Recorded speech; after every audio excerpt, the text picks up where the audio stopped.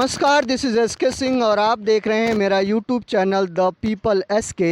इस चैनल के लोक मंच प्रोग्राम में आपका बहुत बहुत स्वागत है। लोकसभा चुनाव 2024 का बिल्कुल सर पे है और हरियाणा सरकार मोदी की गारंटी पर अपने चुनाव प्रचार को आगे लेके जा रही है। लेकिन उसी बीच जो हरियाणा का जो युवाओं का मुद्दा है, ख़ास तौर से रोज़गार को लेके, चाहे वो ग्रुप सी का मामला हो, चाहे वो ग्रुप डी का मामला हो, चाहे वो 32,000 का मामला हो, चाहे वो 7400 का मामला हो, सारे मामले चुनाव के लास्ट में आकर इस तरीके से फंस गए हैं कि युवाओं को समझ में नहीं आ रहा है कि अब वो करें तो करें क्या। कहीं पर मामला यह है कि जो जिस इंस्टीट्यूट से इन लोगों ने डिप्लोमा या डिग्री लिया है वो फर्जी है। कहीं मामला यह है कि कोर्ट में केस जो है कि चल रहे हैं और उस केस की पैरवी हरियाणा सरकार ठीक तरीके से नहीं कर रही है। कई मामला यह है कि हरियाणा सरकार को समझ में नहीं आ रहा है कि इतने सारे युवाओं को अचानक नौकरी कैसे दी जाए, और कहीं ना कहीं सरकारी सिस्टम और बाबुओं का भी यहाँ पे मामला फंस रहा है।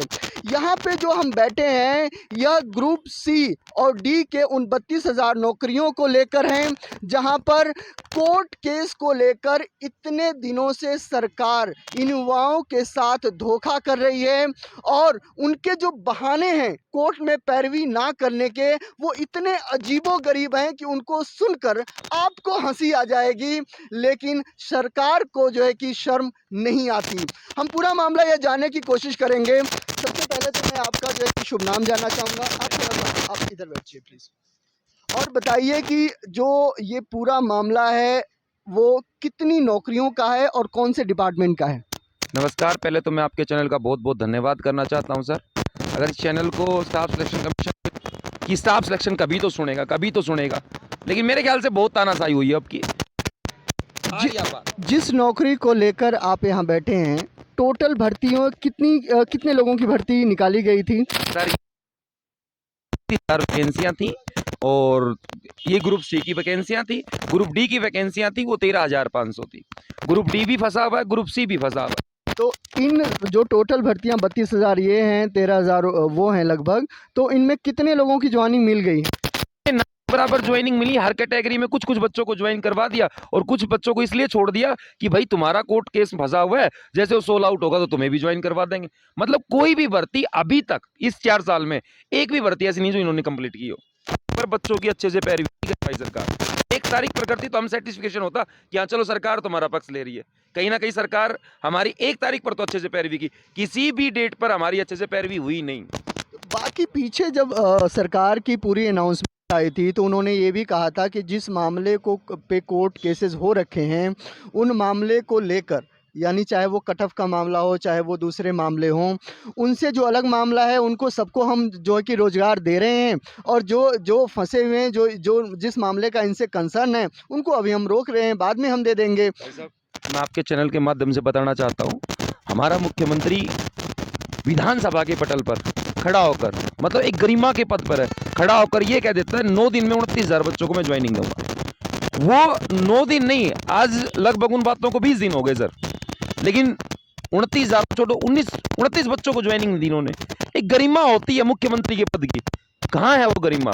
ये बच्चे बड़े आस पीड़ा से देख रहे हैं उसकी तरफ कि हाँ रोजगार मिलेगा, हमारे है कि जो कोर्ट केसेस हो रखे हैं और इतने लोगों का भविष्य जो है कि अधर में अटका हुआ है, हम इसको थोड़ा सा डिकोड करने की कोशिश करेंगे कि जिस तरीके की राजनीति इस पूरे जॉब प्रोसेस को लेकर सरकार खेल रही है, उसके पीछे सरकार की असली मंशा क्या है और युवाओं के साथ वो क्यों खेल रही है। सबसे पहले मैं आपसे ये जानना चाहूँगा कि जिन लोगों ने कोर्ट केसेस कर रखे हैं उनका क्या कंसर्न है, उन्होंने क्यों कर रखा है? सर सोशो इकोनॉमिक का नंबर था, हो सकता है किसी बच्चे को दिक्कत हो कि मेरा नाम लिस्ट में नहीं आया, तो सरकार उस सारा पूरा डेटा सरकार के पास, जब उस बच्चे ने कोर्ट केस किया उससे मिलना चाहिए था, उसको भी सोल आउट करना चाहिए था। हम नहीं कहते वो बच्चे गलत हैं, वो भी अपने जगह सही हो सकते हैं, लेकिन वो जिम्मेवारी किसकी है? बोर्ड की, बच्चों की नहीं है सर। दूसरी बात सर मैं आपको बताना चाहता हूँ, आज के गलियारों में एक चर्चा है, ग्रुप डी की 13,500 की भर्ती है अभी, वो बच्चे आपको हजारों की तादाद में दिखेंगे अगले 10 दिन में, मैं आपको गारंटी करके जाता हूँ यहाँ से चैनल के माध्यम से। उसमें कह रहे हैं कि 7,000 बच्चों को ज्वाइनिंग करवा देंगे। मतलब ये कौन सा नियम था, कौन सा प्रोटोकॉल है? एक भर्ती का आधा पार्ट करवा दो, आधा आधा वैकेंट कर देते हैं। हमें तो समझ में नहीं आया सर ये। मतलब हमें तो ये सुना था अब तक 2 भर्तियां आती हैं वो पूरी की पूरी कंप्लीट होती है, साथ में वेटिंग और लगाई जाती है। इनका तो नया प्रोटोकॉल है। ये तो मेरे ख्याल से हिंदुस्तान से बाहर इनका संविधान है इस बोर्ड का। अगर आप इस चैनल के आप जाएंगे और नीचे आप कुछ वीडियोस देखेंगे तो इस भर्ती को लेकर हमने पहले भी बहुत बार बात की थी, जिसमें आमरण अनशन को लेकर जो है कि चेतावनी दी गई थी। जब पूरी बरसात और सर्दी का मौसम चल रहा था तो उस समय कुछ इसी प्रदेश की कुछ लड़कियां, कुछ युवा उस सर्दी में ठिठुरते हुए यहाँ पे हाल भी होने वाले हैं। पूरे प्रोसेस का अभी तक जो है कि इस पूरे मसले का हल नहीं निकाल पाई है। मैं ये जानना चाहूँगा कि आप इधर थोड़ा सा आगे, आपका शुभ नाम क्या है? और जो लोग कोर्ट केस जिन लोगों ने किया है उस पूरे जो 32,000 ये भर्तियां हैं और उसके साथ 13,000 समथिंग की दूसरी भर्तियां हैं, 7400 की कुछ भर्तियां हैं, उसमें कोर्ट केस का संबंध कितने लोगों से है? देखो सर, हम तो यहाँ पे अपनी ज्वाइनिंग को लेके बैठे हैं। ज्वाइनिंग भी नहीं, हम तो यही कह रहे हैं हमारा रिजल्ट निकाल दो। हमारा 6-7 अगस्त को एग्ज़ाम हुआ था ना, तो हम ये कह रहे कि हमारा सिलेक्शन, यानी हम चाहते हैं सिर्फ हमारा रिजल्ट आए। 8 महीने हो गए हमारे एग्ज़ाम को हुए। कोर्ट केस ना ये अच्छे से पैरवी करते हैं, ना हमारी अच्छे से मजबूती से, हम यानी थक चुके हैं बिल्कुल। हर जो यानी पार्टी का कार्यकर्ता, उसके पास हम प्रार्थना पत्र देने पहुंच गए। जो हमसे हो चुका था हमने वो किया, लेकिन इन्होंने हर बार दगाबाजी की। हर बार हमको यही सुनने को मिलता कि हम अच्छा करेंगे, हम अच्छा करेंगे, मजबूती से पैरवी करेंगे। लेकिन ये यानी एंड टाइम पे ना तो ये पैरवी करने जाते हैं, यानी जाता ही नहीं है कोर्ट में। और उससे क्या होता है, आगे डेट पे डेट मिल जाए। अब आगे देखो, अब कोड ऑफ कंडक्ट आचार संहिता लग जाएगी, तो उसके बाद ज्वाइनिंग वाला सारा मैटर रुक जाएगा।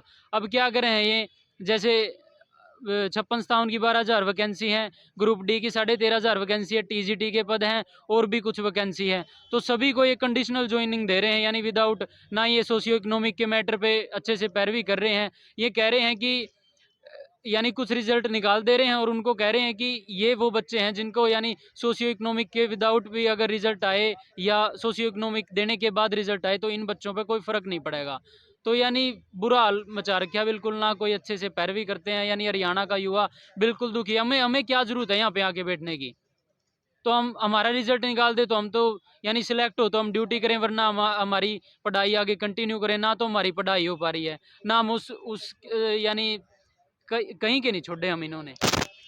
तो आपने देखा कि किस तरीके से जो सरकार है उसके ढुलमुल रवैये के कारण कितने लोग परेशान जो है कि हो रहे हैं। चुनाव सर पे है, सरकार को वोट चाहिए, बजट उसके पास है, वैकेंसीज उसके पास हैं, आप लोग उसके एलिजिबल हैं, तो सरकार वोट क्यों नहीं ले रही है आप लोगों को जॉब देकर? मैं आपके चैनल से बड़ा हताश हूं। वैसे तो ये कौशल रोजगार के नाम से कहते हैं हमारे पास वैकेंसियां खाली हैं, लेकिन ये बच्चे एग्जाम दे के बैठे हैं आज। मतलब ये वो बच्चे हैं वास्तविक में जो क्रीम है। 56-57 का बच्चा तो वो था जो पूरे हरियाणा का क्रीम था, पढ़ा लिखा ग्रेजुएट बच्चा आज रोडों पर आपके सामने बैठा है सर। इससे बुरा रवैया मैं कह ही नहीं सकता कि किसी सरकार का हो सकता है सर। ये बच्चे अब ये कह रहे हैं कि हमारी मेरिट लगाओ, हमें रोजगार दो। भाई कोर्ट में भर्तियां हैं तो आप खुद निकालोगे जाके, बोर्ड इसलिए तो बनाया जाता है सर, लेकिन है नहीं। पैरवी नहीं करते, ये पैरवी करेंगे तो अपने आप निकल जाएंगे कोर्ट केस। जैसे कल का हियरिंग था, पूरे हरियाणा का युवा देख रहा था कि कल कुछ बड़ा करेगी सरकार, हमारे लिए बहुत बड़ी खुशखबरी लेके आई, लेकिन पैरवी नहीं करने गए। पैरवी करेंगे तो निकलेंगे ना सर, पैरवी नहीं कर रहे सर। 25 रुपए की फीस तक नहीं भरी जाती इनसे, भरी नहीं जाती। आप समझ सकते हो, भरना नहीं चाहते या भरी नहीं जाती, वो आप अच्छे से समझ रहे हो। लोग आपके व्यूअर भी देख रहे हैं कि 25 रुपए की फीस भरना नहीं चाहते या भरी नहीं जाती, वो आपको पता है सर। तो मानसिकता क्या हो सकती है? हरियाणा में खट्टर सरकार की अपनी चुनौतियां हैं, वो बहुत बड़ी हैं। पिछली बार आपने देखा था कि किस तरीके से गठबंधन करके वो किसी तरीके से सरकार में आए थे। खट्टर यह चाहते हैं कि कहीं ना कहीं मोदी जी तो निकल जाएंगे लेकिन फंस जाएंगे खट्टर। इसीलिए क्यों ना लोकसभा का चुनाव हो जाए, उसके बाद इन नौकरियों को दिया जाए ताकि मामला ताज़ा ताज़ा रहे और इनके परिवार से वोट को लेकर कहीं ना कहीं वो भी मुख्यमंत्री के तौर पर अपनी सीट को पक्का कर पाएं। लेकिन खट्टर सरकार को यह बात भी समझनी पड़ेगी कि आप 4 साल 5 साल से आप इन युवाओं को लटकाकर इधर उधर घुमा रहे हो, इनको मानसिक तौर पर प्रताड़ित कर रहे हो।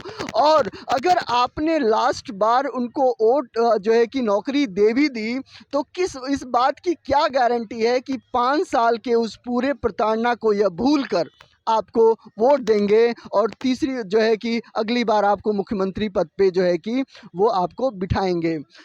अब देखना यह है कि क्या खट्टर सरकार को अपने मुख्यमंत्री पद ज़्यादा प्यारा है या हरियाणा के भविष्य प्यारा है और इन बच्चों का रोजगार और इनका जीवन प्यारा है। जो भी जो सरकार के नुमाइंदे हैं या जो सरकारी कर्मचारी हैं, इस बात को अगर सुन रहे हैं, समझ रहे हैं, तो यह बात तय है कि अब मामला वो नहीं है जो 15-20 साल पहले जिस तरीके से आप इन देश के युवाओं के साथ खेल जाते थे और आपके खेले को वो समझ नहीं पाता था। अब सब कुछ साफ है और आप ये भी मत समझिए कि ये भूल जाने वाला मामला है, क्योंकि चाहे वो यूट्यूब चैनल्स हों, चाहे वो अखबार की कटिंग्स हों, चाहे वो आपके सारे आश्वासन हो, वो किसी न किसी तौर पर इस देश की मीडिया में मौजूद रहता है और जब भी आप वो बात कहते हैं वह सारे भूत निकल कर आपके सामने आपको डराने वाले हैं। मैं यह जानना चाहूँगा कि अगर ये मामला चुनाव से पहले नहीं जो है कि सॉल्व होता है तो आप लोगों की आगे की रणनीति क्या होगी? सर हमारा पहला तो फर्स्ट प्रायोरिटी यही रहेगी कि ये सोल हो, क्योंकि हमें रोजगार चाहिए। फर्स्ट प्रायोरिटी तो यही है अगले 2-3 दिन में इसके ऊपर कोई सरकार या बोर्ड अच्छा एक्शन ले और ये सोल आउट करे। आगे की रणनीति तो हम बैठ के विचार विमर्श करके साथ ही बनाएंगे।